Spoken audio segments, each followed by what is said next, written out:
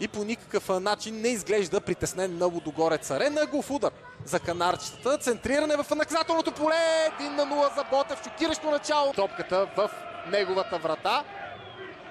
Изглежда това ще бъде денят на изненадите. Поне така започва тази среща. Веднага ви връщам към това, което се случи само преди броени минути в Стара Загора. Марселиньо.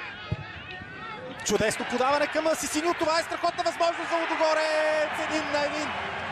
Необходимо много време, за да възстановят равенството. Ето го.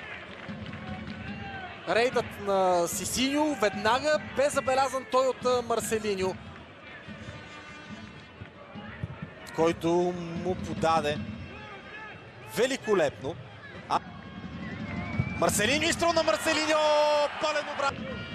Но това е отбор, който притежава и вече един съвсем различен менталитет. Дори за Мисиджан. Дуспа. Костадин Стоянов, сега ще видим. Дуспа е по-лига.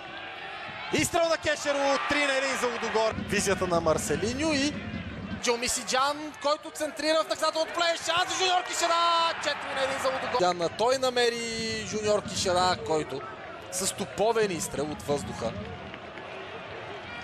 буквално разстреля Георги